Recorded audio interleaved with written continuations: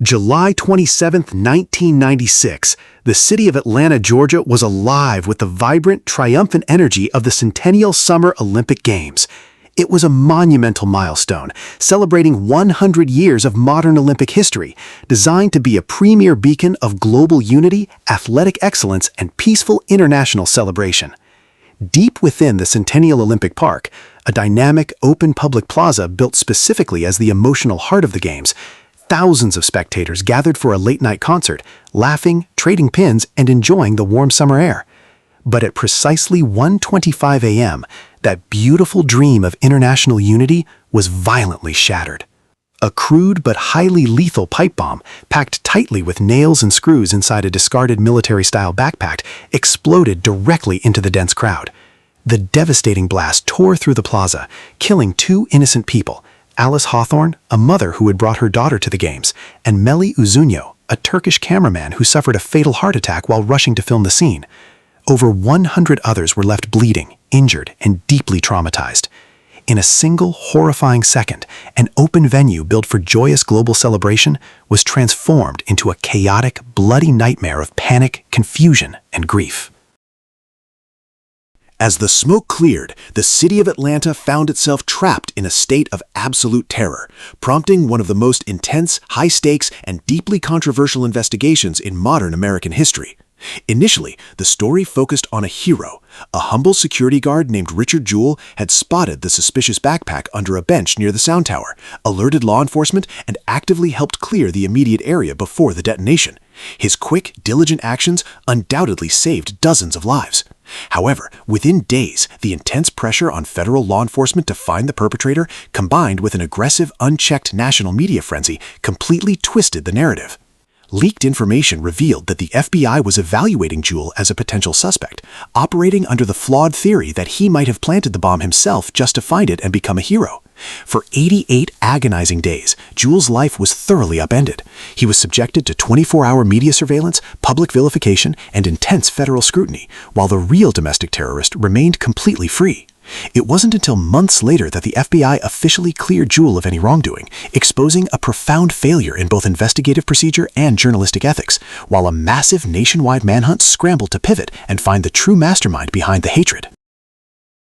The true architect of the Atlanta bombing was eventually identified as a far-right extremist named Eric Robert Rudolph. Far from being a lone actor operating without a purpose, Rudolph was driven by a radical, deeply hateful ideology. He viewed the Olympic Games not as a celebration of sports, but as a globalist platform promoting values he fiercely despised.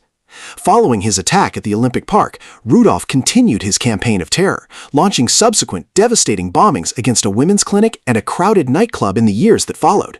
When the FBI officially connected the forensic evidence to Rudolph in 1998, he vanished, triggering a massive 5-year federal manhunt through the dense, unforgiving wilderness of the North Carolina mountains. Using advanced survivalist skills, he managed to evade capture until he was finally caught scavenging for food behind a grocery store in 2003. Rudolph's arrest and subsequent confession exposed the chilling reality of domestic terrorism during the 1990s. It proved that extremist threats did not just originate across oceans, but could grow silently within a nation's own borders, fueled by radical subcultures, weaponized hatred, and an unyielding desire to inflict mass casualties to force a political message upon a free society. The tragic explosion at the 1996 Games fundamentally and permanently rewrote the security protocols for large-scale international public gatherings across the globe. Prior to Atlanta, international sporting events certainly featured security, but they prioritized an open, festive, and easily accessible atmosphere for spectators. The idea that an open-air public park could be targeted by a domestic pipe bomb was outside the conventional threat matrix of the era. The legacy of the Atlanta bombing completely shattered that innocence, forcing an abrupt, comprehensive shift toward preventative counterterrorism in public spaces. From that moment on, every subsequent Olympic Games, and indeed every major concert, political convention, and stadium event, was treated as a high-value military target requiring absolute fortification. The soft perimeter was permanently abolished. Security planners introduced mandatory metal detectors, thorough bag inspections, restricted flight zones overhead, and comprehensive AI-driven surveillance networks to monitor crowds in real time. The tragedy of 1996 taught the world a hard, sobering lesson. In an era of asymmetric biometric extremist threats, public spaces can no longer remain entirely open if they are to remain thoroughly safe. 30 years later, the Centennial Olympic Park bombing stands as a powerful, enduring reminder of the persistent vulnerability of free human gatherings to the sudden shocks of extremist violence. It is a narrative of lost innocence, but it is also a story of deep community resilience, as the games themselves famously continued in 1996, refusing to let an act of cowardice dictate the spirit of humanity. As we continue to gather in massive crowds to celebrate sports, music, and culture in our modern world, the delicate dilemma of 1996 remains entirely unresolved. How do you assess the complex balance between hosting open, joyous international events and ensuring absolute public safety? Can a society maintain its essential open freedom while living under the heavy, permanent architecture of modern counterterrorism? We want to hear your analytical insights and unique perspectives, so please share your thoughts in the comments section down below.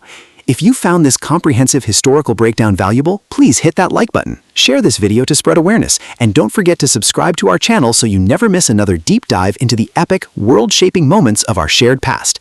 Thank you for watching, stay safe, and we will see you in the next video.